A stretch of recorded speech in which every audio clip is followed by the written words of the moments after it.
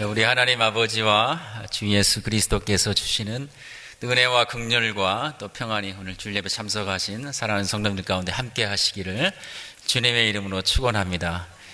제가 이제 중년이 되니까 나이에 대해서 민감해집니다. 그리고 제 외모가 비록 이렇지만 가끔 이제 사람들이 친구들 만날 때 지금 4월 달에 한국에 갈 예정인데요. 두려움이 있습니다. 왜냐하면 동창들 만났을 때 오랜만에 만나면 이 탈모인들의 고민인데요. 착한 친구들은 저를 딱 보고 약간 머뭇거리다가 그래 이민생활 힘들었지 이렇게 얘기를 합니다. 근데 조금 나쁜 친구들, 좀 덜 착한 친구들은 야, 왜 이렇게 늙었어 갑자기 이렇게 얘기를 하면 마음이 굉장히 힘들어요. 우리가 여러분도 아마 경험해 보셨겠지만 제 나이가 들면 들수록 참 나이보다 젊어 보이시네요. 그러면 기쁘죠. 나이보다 좀 나이 들어 보이네요. 이러면 마음이 이렇게 좋지가 않습니다. 저는 이 말을 여러분 교회에 좀 하고 싶은데요. 여러분 효신 장로교회 인상이 참 젊어 보입니다. 활기차 보이고요. 오늘 성가대 아까 찬양하는데 얼마나 활기찬지 우렁찹니다. 우렁차. 목사님 사회 보시는 것도 우렁차고 찬양단도 우렁차고 심지어는 제가 아까 화장실에 갔는데 변기 물 내리니까 우렁차게 내려가더라고요. 깜짝 놀랐습니다. 활기 있다는 거, 젊다는 거, 생기 있다는 거 참 좋은 겁니다. 그런데 이렇게 젊고 활기 있고 생기 있고 너무너무 좋은 이 효신 교회에 제가 오늘 들고 온 말씀은 뭐에 관한 말씀이냐면 낙심에 관한 말씀입니다. 목사님 지금 우리 교회가 얼마나 좋은지 아세요? 얼마나 활기찬지 아세요? 얼마나 생기 있는지 아세요? 낙심이라는 주제는 좀 어울리지 않는 것 같습니다. 이렇게 이야기하실 수도 있을 것 같아요. 그런데 여러분, 낙심은 누구에게 오죠? 힘이 없고 열정이 없는 사람한테는 낙심도 안 옵니다. 낙심할 게 없어요. 언제 낙심이 되냐면 막 은혜를 받고 열정적으로 뭔가를 하고 친교하고 교제하고 예배드리고 봉사하고 찬양하고 하다가 갑자기 낙심이 오는 경우가 많습니다. 이 낙심이면 어떻게 되죠? 신앙의 큰 위기가 닥칩니다. 재밌게 즐겁게 신앙생활 하다가 낙심 한 방에 그냥 쓰러져 버릴 수가 있는 것이죠.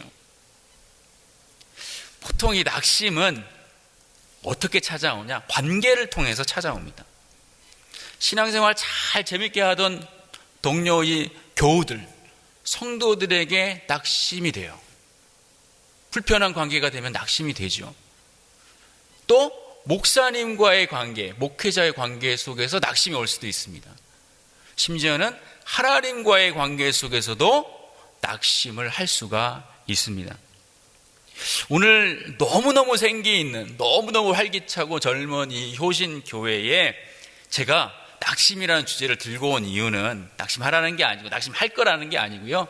여러분이 지금 지니고 있는 그 젊음과 생기와 활기를 낙심하지 않고 오래오래 유지하시라는 의미에서 제가 오늘 낙심 예방주사 3방을 여러분에게 놔드리도록 하겠습니다. 자, 주사 맞을 때 간호사들이 뭐라고 하죠? 치면서 조금 따끔해요. 이렇게 얘기를 하죠. 오늘 이 설교가 조금 따끔할 수도 있습니다. 어쩌면 여러분의 과거의 모습이 드러날 수도 있고요. 지금 현재의 모습이 드러날 수도 있고 어쩌면 미래의 모습일 수도 있습니다. 모쪼록 말씀을 전하는 제 입술의 모든 말과 또 듣는 여러분의 마음의 묵상이 주님께 연락되기를 간절히 소원합니다. 첫 번째, 신앙생활에 있어서 위기는 성도 간의 관계 속에서 찾아옵니다. 사진 한 장을 보여드릴게요. 자, 여러분 이 사진의 제목을 여러분이 붙여본다면 뭐라고 붙일 수 있겠습니까? 좀 흐리긴 한데요. 지금 남녀가 서로 사랑하는 관계인 것 같죠? 잔을 부딪히면서 맛있는 스테이크를 앞두고 놓고 음식을 먹는 그런 모습이죠. 자, 제목 행복. 그 다음, 자 그러면 그 다음 사진 한번. 목사님 부부가 지난 땡스기빙 때 저희 집에서 같이 식사를 했는데요. 맛있는 음식을 두고 저 알코올 아닙니다. 저 사진의 제목? 기쁨. 또 한 장 보여드리겠습니다. 여러분들 사진이죠? 한여름밤의 꿈인가요? 그때 맛있는 음식을 나누고 있는 모습 같습니다. 세 사진에 공통점이 있죠? 뭐죠? 사람들이 함께 음식을 나누고 있습니다. 제가 얼마 전에 행복의 기원이라는 책을 읽었는데 그 책에 아까 보여드린 첫 번째 사진이 딱 나와 있더라고요. 이 사진을 놓고 이 저자가 행복이 뭐다 이렇게 설명을 하며 정의를 내립니다. 행복은 사랑하는 사람과 맛있는 음식을 함께 먹는 것, 그게 행복이다 이렇게 얘기합니다. 동의하십니까? 예, 행복은 뭐 별거 아니죠. 좋은 사람들과 함께 음식 먹는 거, 그게 행복입니다. 아무리 산에 진미가 차려져 있어도 혼자 먹는다, 어떨까요? 행복하지 않습니다. 맛없습니다. 얼마 전에 저희 권사님 댁에 신방을 했는데, 권사님 요즘 어떻게 지내세요? 남편 여의셨거든요. 밥맛이 없어요. 목사님 아무것도 먹기가 싫어요. 근데 그분이 저희 교회 나오셔가지고 주일날 이제 예배드리고 친교하는데 식사하신 너무 잘 드시는 거예요. 좀 민망하긴 한데 제가 몇 그릇 드시나 봤어요. 너무너무 행복하게 맛있게 드시는 겁니다. 인간이 경험하는 가장 극적인 행복도, 가장 극적인 불행도 결국 사람을 통해 옵니다. 그래서 여러분, 아무리 교회가 부흥하고 멋진 찬양대, 훌륭한 은혜스러운 목사님의 설교를 들어도 나와 같이 신앙생활하는 성도 간에 불편한 마음이 있으면 행복해요, 불행해요? 그 신앙생활 불행합니다. 문제는 아무리 좋은 교회를 찾고 찾아도 항상 모두가 좋은 교회, 모든 성도가 내 마음에 드는 그런 교회는 있어요, 없어요? 없어요. 죽고 좋아서 못 살아. 너무 좋아, 너무 좋아. 성도들 너무 좋아 하다가도 어때요? 갑자기 시험이 돼요. 갑자기 낙심이 돼요. 갑자기 꼴 보기 싫어요. 그러면 주일날 하나님 만날 생각에, 예배 드릴 생각에, 성도들 만날 생각에 막 즐거워야 되는데 너무너무 무서운 거야. 나 그 인간 오늘 만나면 어떻게 하지, 교회에서? 내가 표정을 어떻게 줘야지? 그런 마음이 드는 겁니다. 어떻게 해야 되죠? 그런 마음 드신 적 있죠? 없는 것처럼 말씀하시죠. 골로새서 3장 말씀 한번 보겠습니다. 골로새서 3장 시작.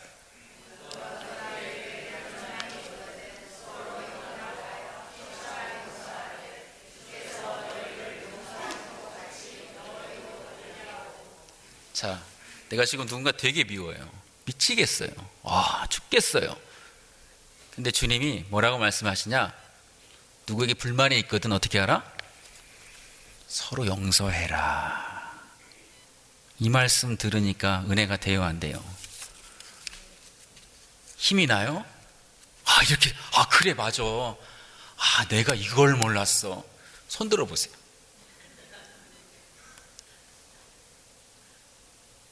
그러면 이 말씀을 듣고, 이거 참 의미 없다. 손 들어보세요. 아마 그렇게 느끼실 거예요. 그래서 어쩌라고? 알지. 누가 용서 못해. 말은 몰라. 그런데 우리가 이 말씀을 보면서 눈여겨봐야 될 대목이 있습니다. 용서의 방법이에요. 우리가 어떻게 용서해야 된다? 주님께서 우리를 용서하신 방법으로 용서해야 된다. 주님이 우리를 어떻게 용서하셨죠? 야, 너 정말 죄 많은 거 알지만 내가 참아줄게. 내가 눈 꼭 감아줄게. 없는 걸로 치자 뭐. 그렇게 용서하셨나요? 아니에요. 어떻게 용서하셨죠? 내가 마땅히 치르고 내가 마땅히 받아야 되는 그 죄의 대가를, 나의 모든 연약함과 그 죄를 누가 대신 짊어주셨어요? 예수님께서 대신 짊어져 주심으로 나를 용서하시고 나를 구원해 주신 거예요. 네 죄 없는 걸로 칠 게가 아니에요. 내가 눈 감아 줄 게가 아니에요. 내가 참아 줄 게가 아니에요. 네 죄를, 네 죄의 짐을 내가 대신 짊어져 줄게 라는 뜻이에요. 자, 그러면 용서가 뭐예요? 참는 게 아니라 그 사람의 연약함을 짊어지는 거예요. 이사야 53장 말씀에 유명한 말씀이 있죠. 예수님께서 징계를 받음으로 우리가 평화를 누리고 우리 어린 양 되시는 예수님께서 채찍에 맞음으로 우리가 나음을 입었도다. 내가 징계를 받아야 되는데 그 징계를 누가 받았어요? 예수님이 대신 받았다 이 말이에요. 내가 채찍에 맞아야 되는데 예수님이 대신 채찍에 맞음으로 내가 나았다는 겁니다. 용서는 다시 한번 참는 게 아니라 뭐다? 상대방의 짐을 짊어져 주는 것이다.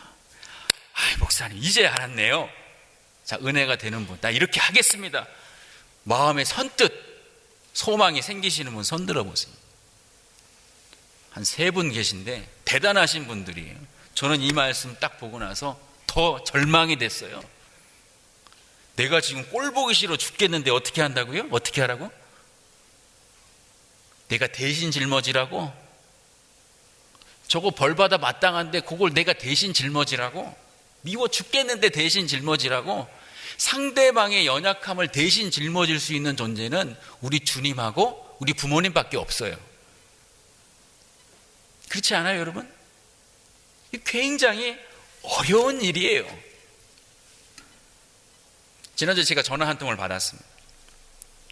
저희 교회 교인이 아닙니다. 다른 교회 다니는 성도인데 저희 전화를 다짜고짜 목사님 억울하고 분통 터질 때는 어떻게 해야 돼요? 어떤 상황이죠? 누군가 싫은 사람이 생긴 겁니다. 자기가 그 사람하고 만나면서 참 가깝게 지내면서 참 양보하고 손해보고 헌신하고 했는데 어떻게 지금 고맙다는 말 한마디 안 하고 너무 자기 속 다 챙기고 이기적이고 말은 얼마나 함부로 하는지 목사님 모르긴 몰라도 그 사람 막말 학교 졸업한 것 같아요. 어디서 그런 막말을 배웠는지 모르겠어요. 그러면서 분통을 터뜨리더라고요. 가만히 들어보니까 내가 생각해도 참 억울하겠다는 생각이 들어요. 아이고 힘드셨겠네요 하면서 얘기를 들어줬습니다. 근데 갑자기 이분이 묻습니다. 목사님 그럴 때 어떻게 해야 돼요? 그래서 제가 그분에게 이렇게 얘기했습니다. 늘 하던 대로 너무 속상해하지 말고 속으로 품지 말고 화내지도 말고 그 사람한테 찾아가서 우리 성도님의 마음을 한번 털어놔 보세요. 내가 당신 이렇게 얘기해서 너무 힘들었다. 근데 제 말에 별로 은혜가 안 되는 모양이에요. 1차에 했던 보따리 말고 2차 보따리를 이제 푸는 겁니다. 세상에요. 이런 일도 있었어 하면서 막 보따리를 푸는데 그때 드는 생각이 야, 이 사람은 안 되겠다는 생각이 드는 거예요. 야, 이 사람이랑은 같이 지내면 안 좋을 것 같다. 힘들겠다는 생각이 드는 거예요. 또 묻습니다. 목사님 어떻게 할까요? 그래서 제가 이렇게 얘기했습니다. 아무래도 아름다운 이별을 준비하셔야 될 것 같습니다. 싸우지는 말고 너무 힘드시면 그냥 좋게 헤어지면 어떨까요? 이렇게 얘기했습니다. 그랬더니 이분이 전혀 제가 예상하지 못했던 이야기를 털어놓기 시작하는 겁니다. 목사님 제가 이런 고민 자기 교회, 내 교회, 우리 교회 목사님한테도 얘기했고요. 내 친한 친구들한테도 다 털어놨어요. 한결같이 우리 목사님도 그렇고 친구들도 그렇고 다 내 편 들어주더라고요. 제가 참 마음이 잠깐은 시원했는데 듣고 나니까 얘기가 끝나고 나니까 어때요? 이만했던 분노가 그래 그 나쁜 사람이다. 아유 못됐네. 아이고 헤어져. 이러니까 이만했던 분노가 대화 끝나고 나니까 얼마나 해졌을까요? 더 커지는 거예요. 내 안에 미움이 더 커지는 겁니다. 저한테 그 얘기를 하는 거예요. 제가 사실 목사님한테 이렇게 전화드린 이유가 있어요. 제가 성격이 불같은 사람인 거 저도 알고요. 근데 한 가지, 이런 마음이 하나님이 기뻐하시지 않는 마음이라는 걸 알아요. 제가 한 번씩 막 화가 날 때, 막 흥분이 될 때, 어느 때는 이분이 이 좋은 집이 나왔는데 이걸 살까요 말까요 하면서 전화를 해요. 이분이 쉽게 흥분하는 스타일이긴 해요. 근데 그럴 때마다 목사님한테 전화를 하면 찬물을 껴안는데요. 하나님의 말씀을 대하면서 찬물을 껴안는데요. 너무 욕심 부리지 말고 자녀나 잘 키워. 그런 식으로 제가 얘기를 하고. 그래서 목사님한테 전화드린 이유는 편들어 달라고 전화한 게 아니고 뭐 해달라고? 찬물 좀 끼얹어 달라고. 미우니까 헤어져, 이 말을 듣고 싶었던 게 아니었다는 거예요. 하나님은 그 마음을 기뻐하시지 않는다는 것을 제 입술을 통해서 확인받고 싶었던 거예요. 그러면서 이분이 마지막으로 이런 얘기를 합니다. 목사님, 내가 그 사람 만나서 하나도 뭐 이익 볼 것도 없고 그렇지만, 여전히 손해보고 그렇지만 헤어질 수가 없어요. 제가 그 사람의 어려움들 다 짊어지고 가야 될 것 같아요. 왜? 하나님 나 같은 거 구원해 주셨는데,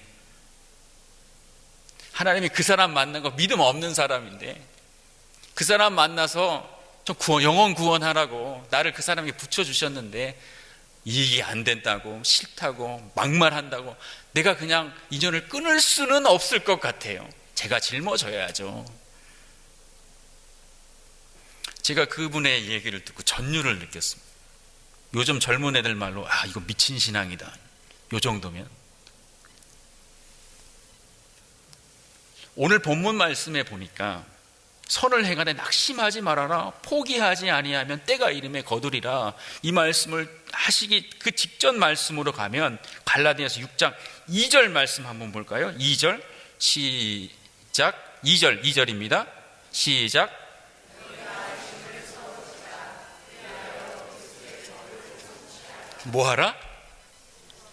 뭐하라? 짐을 지라. 여러분 지금까지 참고 계셨죠? 참지 마세요. 참으라고 했습니까? 참지 마세요. 어떻게 하라? 짐을 져주라. 저거 친구인데 혼자만 쏙 빠지고 저거 이러지 마시고, 그래 내가 해줄게. 짐을 져주라는 거예요. 그게 주님이 우리를 용서하신 방법이라는 거예요.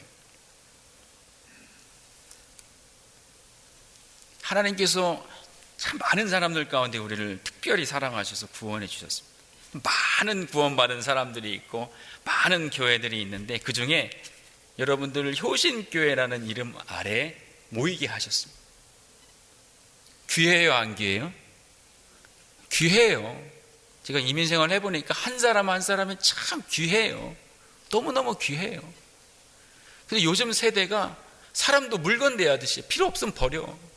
인터넷 보니까 이런 사람 인연 끊어라, 그런 말이 되게 많아요. 전혀 성경적이지 않습니다. 우리는 그냥 모인 사람들이 아니에요. 예수의 이름으로 모인 사람들입니다. 때로는 보기도 싫고, 때로는 불만도 있고, 때로는 그냥 꼴보기 싫고 믿고 하지만, 그럼에도 불구하고 하나님께서 맺어주신 이 인연을 귀하게 여기고, 서로 부족한 점이 있으면 어떻게? 짐을, 저 사람이 연약하면 내가 짊어져 줄게. 짊어지고 천국까지 함께 동행할 수 있는 우리 모든 효신의 성도님 되시기를 주님의 이름으로 축원합니다. 두 번째는 목회자한테 낙심하는 거. 목회자한테. 말씀 한번 볼까요? 시작.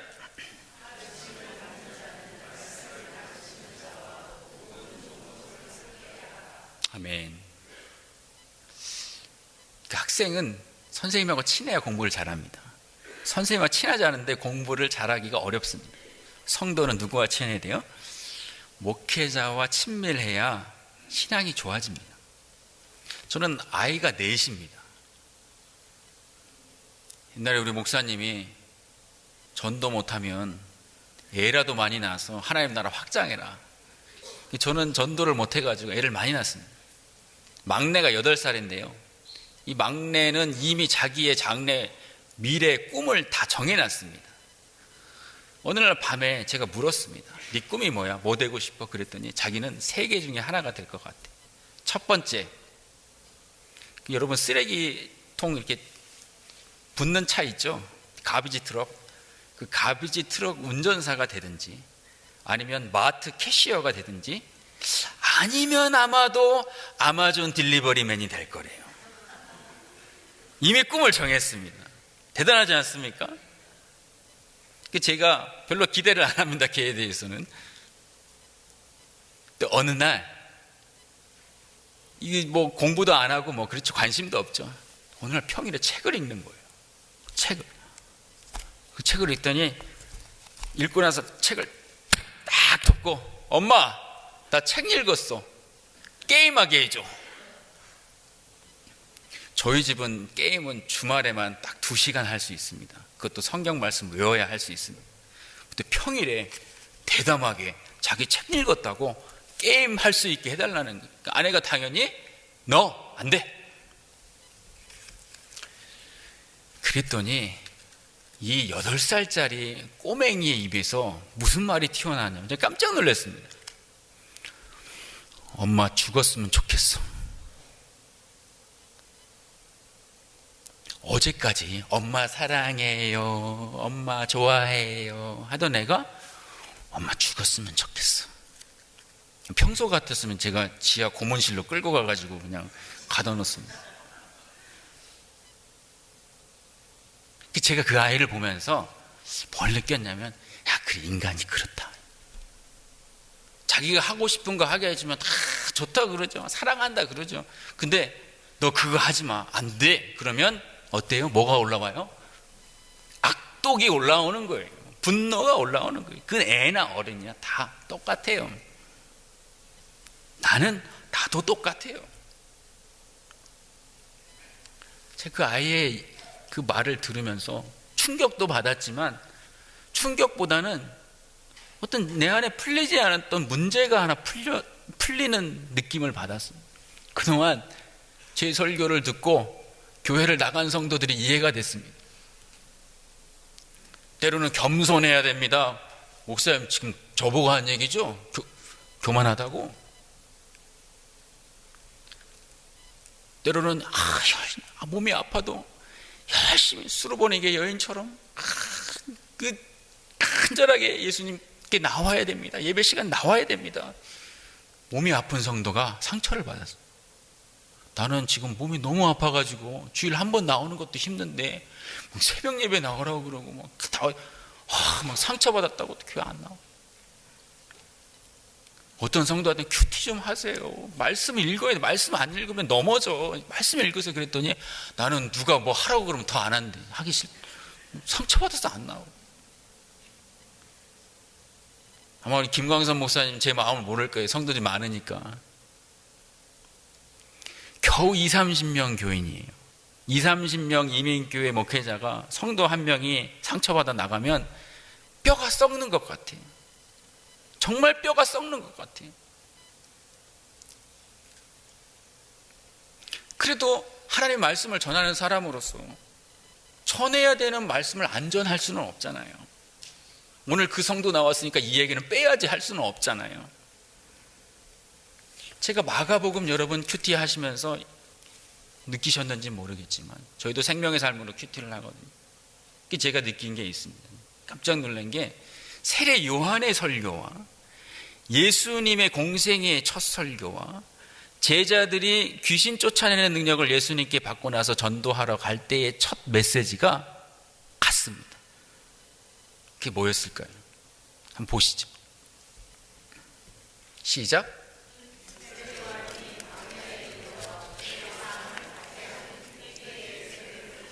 뭘 전파했다고요? 회개세를 전파했다. 그 다음 마가복음 1장 15절 말씀 시작. 이르시되 때가 찼고 하나님의 나라가 가까이 왔으니 회개하고 복음을 믿어. 예수님 말씀이 예수님 첫 번째 메시지입니다. 그리고 제자들이 예수님께 능력받고 마가복음 6장 12절 시작. 메시지 동일하죠. 회개하라는 거였어요. 주님 앞에 나오면 사랑한다, 축복한다, 내가 너를 잘 아노라가 아니고 이놈의 자식 회개. 그게 공통된 메시지였다는 것입니다. 여러분, 위로하고 축복하는 설교만 들으면 저도 좋겠어요. 저도 그런 설교만 했으면 좋겠어요. 근데 말씀이 그렇지 않잖아요.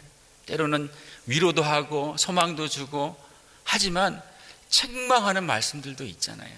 우리가 잘 받아들여야 되는데 사실 저도 알아요. 쉽지 않아요.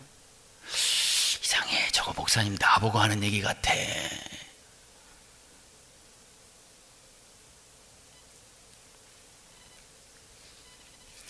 말씀을 듣고 내가 상처를 받았어요라는 말을 많이 한다는 건 뭐가 살아있다는 거예요?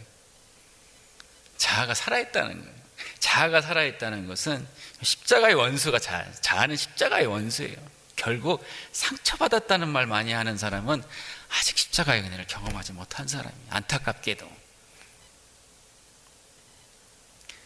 복음은 내가 죄인임을 알고 회개하는 것에서부터 시작이 됩니다.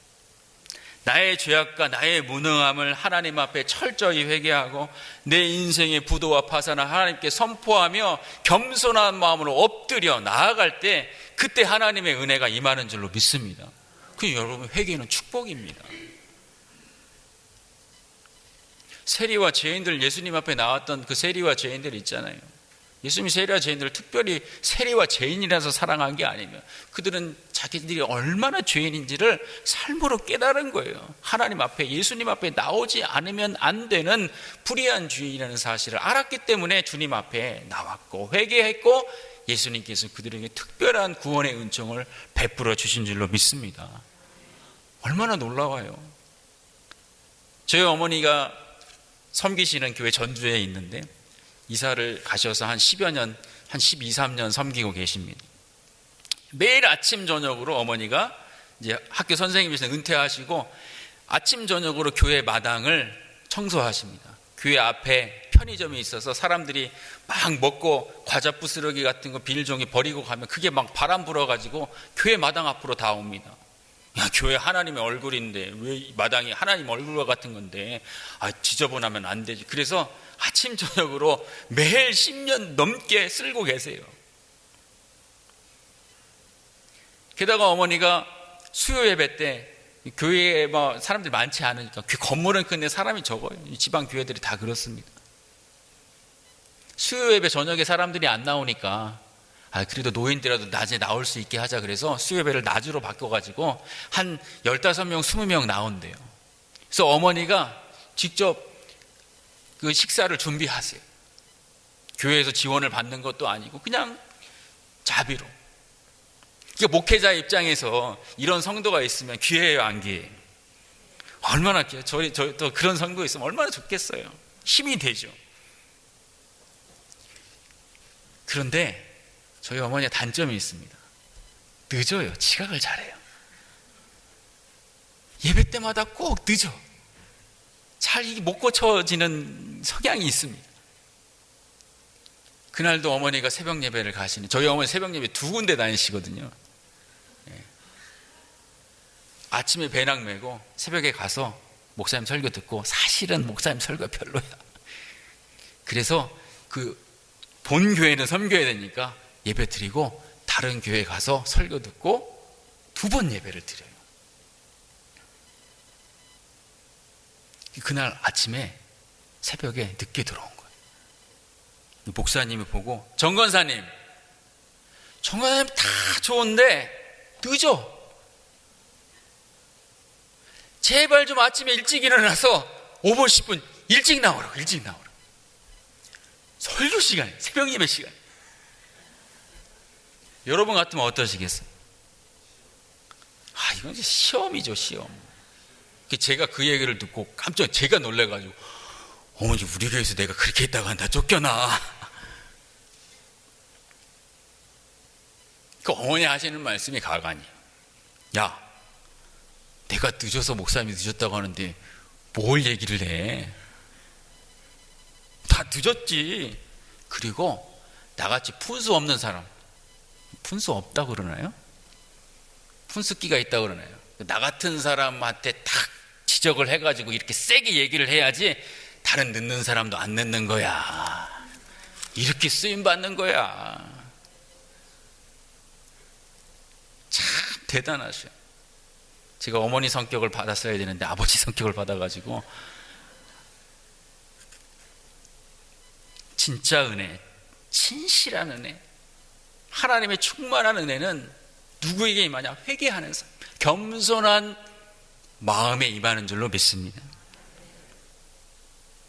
제가 목회하면서 기쁠 때가 있습니다. 성도들이 맛있는 과일 상자를 갖다 줄 때 기쁩니다.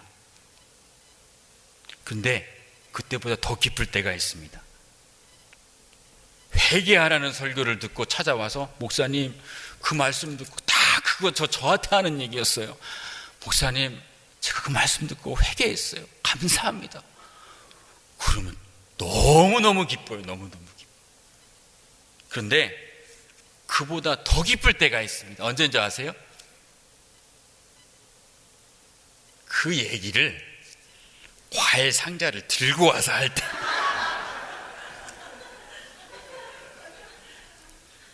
오늘 말씀을 배우는 자는 가르치는 자와 뭘 나누라?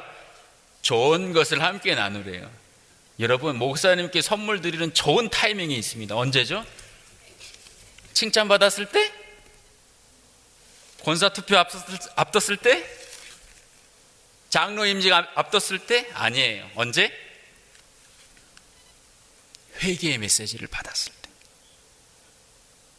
옛날에 우리 학교 다닐 때 학교에 가서 옛날에는 선생님들이 참 우악스럽게도 때렸어요. 그런데 그렇게 맞고 와가지고 종아리에 막 피멍이 들어가지고 오면 부모님들이 어떻게 하죠? 이놈의 선생님 어디 당장 가가지고 그렇게 했나요? 아니에요. 너 잘못해서 맞았지? 잘했다. 그리고는 어떤 부모는 선물을 사가지고 선생님한테 갑니다. 우리 아이 혼내줘서 고맙습니다. 목사님께 드리는 과일 상자는 언제 드려야 된다? 언제가 적기다? 말씀으로 맞았을 때. 하나님께서 목사님을 통해서 회개의 메시지를 주실 때 1번 상처받고 교회 안 나온다. 2번 선물을 사서 목사님께 드린다. 3번 커네디컷으로 이사가서 효신 참사랑 교회로 옮긴다. 몇 번? 3번. 예.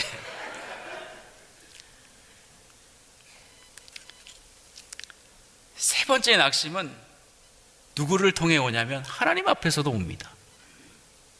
지금으로부터 오늘 1월 21일이니까 딱 한 달 전 얘기예요. 12월 21일 날 아내가 우리 권사님 한 분이 수술을 받으셔가지고 소장에 용종 같은 게 큰 게 있어가지고 떼내셨어요. 그래서 뭐 단단한 음식을 못 드실 것 같아서 권사님 좀 죽을 써드려야 되겠다고 아내가 전복죽을 해가지고 오후에 이제 갔습니다. 갔다가 죽어 온다고. 1시간 정도 거리인데 한 30분 지났는데 전화가 오는 거예요. 여보, 내가 가다가 교통사고가 났네? 너무 담담하게 얘기를 해가지고 별거 아닌가 보다 싶어서 갔는데 한 20분 전부터 꽉 정체가 되는 거예요. 자, 불안하기 시작합니다. 큰 사고 났구나. 차 세 대가 이렇게 부딪혔는데 우리 차는 딱 봐도 그냥 폐차예요. 다행히 감사하게 안에는 다치지 않았는데 차는 뭐 다 망가졌고요. 그 앞에 있는 차는 더 망가졌어요. 에어백도 터지고. 그래서 앞에 있는 사람은 몇 분 전에 앰뷸런스가 와가지고 실어 갔다 그러더라고요. 보험회사에 전화를 해서 사고가 났습니다. 그랬더니 하는 얘기가 보험에서 처리를 할 건데 혹시 2년 안에 고소장이 날라올 수도 있어요. 그러면 빨리 보험회사로 저희들한테 보내주세요. 그 마음에 답답한 거예요.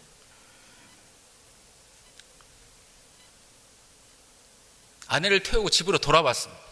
아내가 멍하니 앉아가지고 소파에서 그래요. 권사님 죽 썩어서 갖다 드리려고 했던 건데 누구한테 하는 얘기예요? 하나님한테 하는 얘기. 그 아내가 씩씩해서요. 금방 회복하더라고요. 2주가 지났습니다. 지금으로부터 2주 전이죠.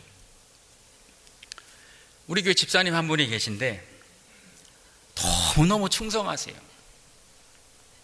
찬양단도 하고 여전도회도 하고 주일학교도 하고 큐티방도 하고 막 너무너무 열심히 해요. 일을 막 두 개씩 하는데도 그렇게 열심히 하니까 아내가 감동이 돼서 오늘 그 집사님 생일인데 내가 미역국이라도 좀 끓여주면 좋겠어. 미역국을 맛있게 끓여가지고 우리 딸아이한테 너 아르바이트 갈 때 집사님한테 좀 갖다 드리고 가, 이렇게 얘기를 했습니다. 우리 딸아이가 아르바이트 한 1년 해가지고 돈 4,000불 모아서 중고차 한 대 샀거든요. 그 요즘 운전하는 재미에 들려가지고 갖다 주라고 하니까 알았어 하면서 즐겁게 나갔습니다. 불길하죠. 무슨 일이 있었을까요? 사고가 났어요. 다행히 다른 차하고 한번 다른 차를 피하려다가 벽에 박았어요. 다행히도 다치지는 않았는데 차가 내가 1년 동안 아르바이트해서 내가 사랑하는 차, 처음에 중고차를 샀는데 기스가 있으니까 막 아마존에 검색해가지고 기스 지우는 게 뭐가 있는지 막 사가지고 막 닦고 막 난리가 났는데 그 차가 엉망이 됐습니다.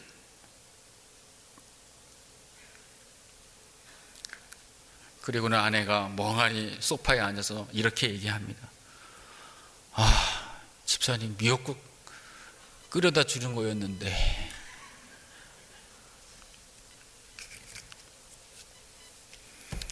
아니 실컷 죄 짓고 나쁜 짓 하고 다니는 사람은 접촉사고도 안 나던데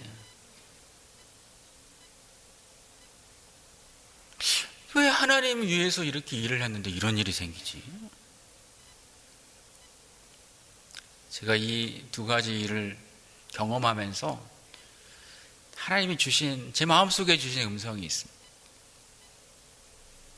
아까 그 소장 영종 때 내셨다는 그 권사님, 죽 끓여 드렸다는 그 권사님은 1970년대 이민을 왔습니다.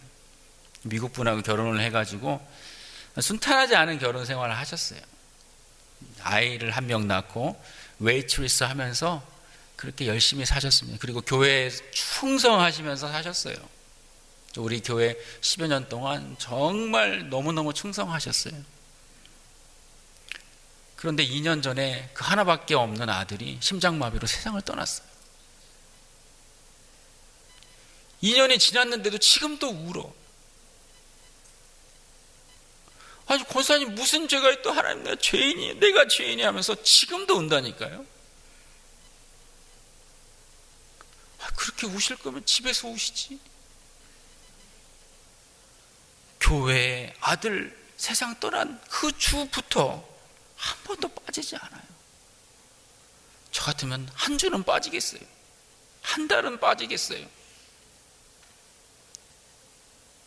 제가 이 사고를 통해서 제 마음속에 어떤 걸 느꼈냐면, 야 너는 목사로서 맨날 고난을 두려워하지 마세요, 낙심하지 마세요 그러지, 네가 말씀 전하는 성도들이 삶 가운데 고난당할 때 그것을 이기려고 믿음으로 살려고 몸부림치는 그 마음이 어떤 건지 네가 알아? 너도 좀 알아봐. 너도 좀 느껴봐. 그게 쉬운 줄 알아? 어떻게 성도들이 몸부림치면서 믿음 지키고 사는지 아냐고. 제가 하나님 앞에 회개했어요. 하나님, 내가 너무 쉽게 얘기한 것 같아요. 내가 알지도 못하고 얘기한 것 같아요. 그 마음이, 하나님 열심히 믿다가 고난 당하고 그 고난 가운데 믿음으로 살려고 하는 그 몸부림이 얼마나 힘든 것인지 하나님 깨닫게 해주셨어요. 미역국 집사님, 그분은 여기 플러싱 출신입니다. 한 10년, 12년 전쯤에 저희 지역으로 와가지고 저랑 같이 성경 공부하다가 하나님 만났어요. 그래서 열정적으로 너무너무 신나하면서 신앙생활을 했습니다. 그런데 아들이 그때 둘이 있었는데 큰아들이 초등학교 1학년인가 2학년인가 그래요. 교회에서 태권도 가르쳐준다고 태권도를 배우다가 이 아이가 좀 유약한 아이야. 근데 사범님이 굉장히 세. 히앗 기합을 넣으니까 놀래가지고 틱이 온 거예요. 틱이. 그런데 처음 왔을 때만 해도 애들이 좀 그럴 수 있겠다 생각을 했는데 이게 점점점 심해지는 거예요. 중학교를 갔는데 나아질 기미가 없어. 더 심해져. 고등학교 갔는데 이거는 같이 있기가 힘들 정도. 내 걱정이 될 정도. 학교에서 주변에 있는 아이들이 어떻게 공부를 할까 싶을 정도로 틱을 심하게 하는 거예요.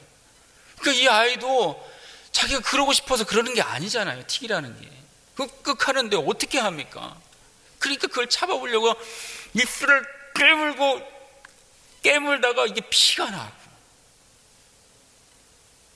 그러니 누구를 만나고 싶겠어요? 어디를 가고 싶겠어요? 학교도 가기 싫어하고 그냥 방 안에 갇혀서 게임만 하는 거예요. 여러분, 이민 온 1세대들 부모의 소망이 뭐예요? 꿈이 뭡니까? 자식 하나 잘 되는 거 아니에요? 그런데 그 자식이 내가 믿는 하나님, 그 교회에 가서 틱이 생겨서 이 고생을 하고 있는 거예요. 저 같으면 낙심돼서 아무것도 못할 것 같은데 이 집사님 변함이 없어요.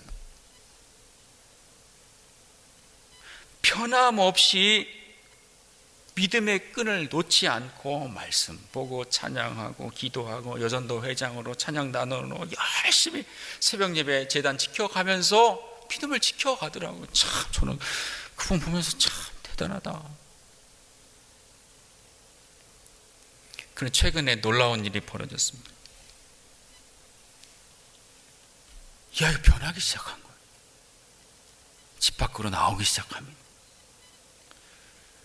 그분의 남편, 그러니까 얘의 아버지죠. 아버지의 말에 따르면 표현이 그렇습니다.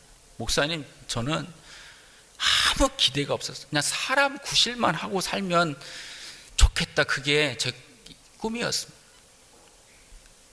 그런데 목사님, 그야말로 천지가 개벽한다는 게 이런 것 같아요.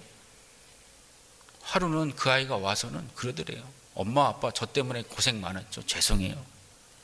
아예 방문 밖으로 안 나오던 애가 그런 얘기를 하는 겁니다.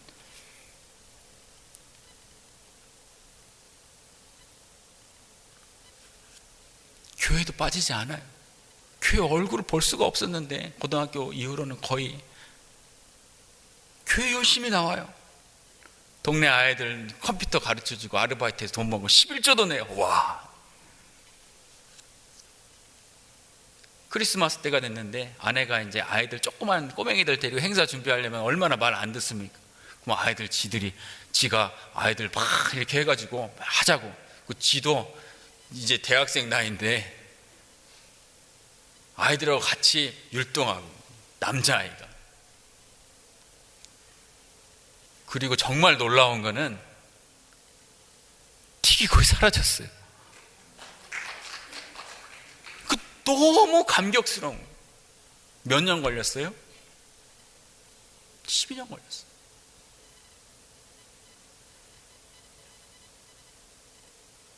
웬만하면 나가 떨어질 것 같은데, 웬만하면 낙심해서 못 일어설 것 같은데, 정말 끈질기게 하나님 앞에 기도하며 믿음을 지켰더니 하나님께서 그런 은혜를 주시는 거예요. 그래서 그 집사님의 일화는 우리 모든 성도들에게, 그래, 기도는 어떻게 하는 거야? 낙심하지 않고 하는 거야. 모범이 되었어요. 성경에 뭐 이상한 얘기가 하나 나와요. 뭐 앞뒤가 안 맞는 얘기가 하나 나오는데 한번 보실까요?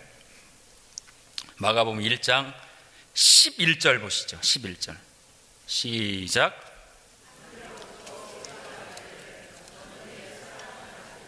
내가 너를 기뻐하노라 하시니라.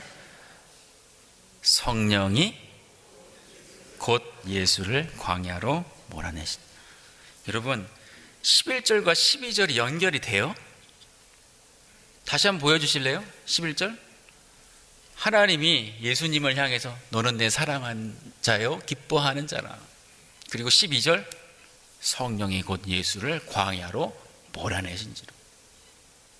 이 두 말씀이 연결이 되냐고요. 옛날에 그 개그 콘서트인가 뭐 그런 코너가 있었어요. 연인 둘이 나와가지고 남자가 여자한테 자기야 사랑해. 아유 몰라 우리 헤어져. 꼭 이 상황이에요. 야, 내가 너를 사랑한다, 내가 너를 기뻐한다. 그리고는 광야로 가라. 이게 뭐 말이에요, 뭐예요? 하나님께서 예수 그리스도를 통해서 우리 안에 구원의 역사를 이루시고 당신에게 사명을 주실 때도 예수님을 그냥 사용하지 않았어요. 사랑하는 그 아들을 어디로? 광야로 내모셨어요. 예수님뿐만이 아니에요. 하나님이 사용한 자마다 다 똑같아요. 아브라함도 내가 너로 큰 민족을 이루게 해주마라고는 개고생을 다 시키고, 금방 줄 것처럼 그러더니 25년을 기다려서 하나 주고 나서는 한다는 말이 뭐예요? 나한테 받죠. 하나님들 이런 식이에요. 욥도 보세요. 온전하고 정직하여 하나님을 경외하고 악에서 떠난 자였던 욥을 사단에게 내줘요. 신앙생활 잘 하다가 할 수 없는 고난이 올 때가 있습니다. 어떻게 이럴 수가 있지?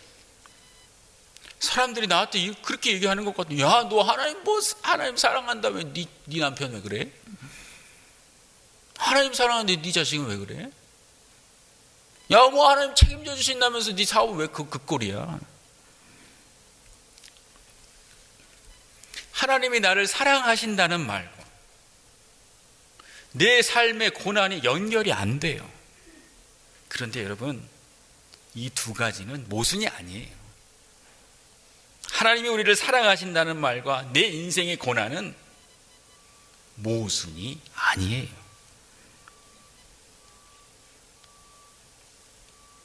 내 인생에 고난이 온다는 것, 내가 하나님을 사랑하고 하나님이 나를 사랑하심에도 불구하고 내 인생에 고난이 온다는 것은 하나님이 나를 버리셨다는 뜻이 아니라 나를 당신의 영광스러운 도구로 사용하시기로 뭐 하셨다? 작정하셨다. 저놈은 내가 내 도구로 사용해야지 하면 하나님이 기뻐하고 사랑하는 자를 어디로? 광야로 내모시는 거예요.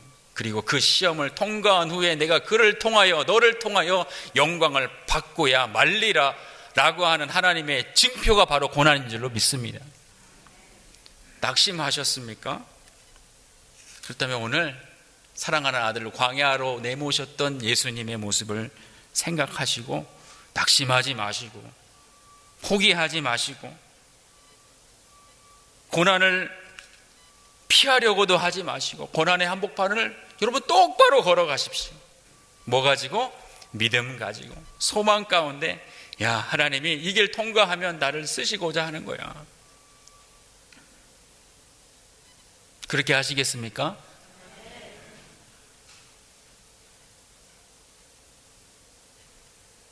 오늘 설교는 가만히 보니까 남 얘기네 다 라고 생각하시지만 하나님 참 놀라운 게 있습니다. 특히 말씀에 만약에 은혜를 받으셨다면 이러한 일들은 우리 삶 속에 일어납니다. 희한해요. 나 내내 저 사람하고 잘 지냈는데 갑자기 시험에 들어. 나 내내 목사님 말씀에 한 번도 시험 든 적이 있는데 갑자기 시험이 와. 나 내내 하나님 믿으면서 낙심한 적이 없는데 낙심이 와요. 왜? 말씀 들었기 때문에. 근데 여러분, 정신 똑바로 차리고 말씀 붙들고 승리하셔야 합니다. 오늘 말씀 맺겠습니다. 사단은 우는 사자처럼 삼킬 자를 두루 찾아다닙니다. 열정에 넘치고 건강하고 생기 있고 활기 있을 때일수록 아, 저거다, 저놈이다. 표적을 딱 삼고 저거 낙심케 해야지. 달려듭니다. 함께 신앙생활하는 성도님 때문에 낙심하셨습니까? 그럴수록 참지 말고 어떻게? 내가 대신 짐 져줘야지. 그래, 내가 그 사람 연약한 거 내가. 회개를 촉구하는 목사님의 말씀 때문에 시험이 드셨습니까? 그럴 때는 상처받고 낙심하지 말고 어떻게 해요? 과일 상자. 목사님 때려주셔서 감사해요. 이해할 수 없는 고난 앞에 하나님 앞에 낙심했다면 광야로 가셨던 예수님의 모습 생각하면서 이 시험 통과한 후에 정금같이 단련하여서 나를 사용하실 하나님을 기대하면서 여러분 믿음으로, 믿음의 경주에서 낙오하지 마시고 끝까지 주님 앞에 서는, 야, 잘했다, 착하고 충성된 자가 그때 낙심하지 않고 끝까지 버틴 거 참 잘했어. 주님이 영광의 면류관, 생명의 면류관을 씌워주실 때 주님과 함께 천국에서 영원히 함께 다스리고 거하시는 저와 여러분 다 될 수 있기를 주님의 이름으로 축원합니다.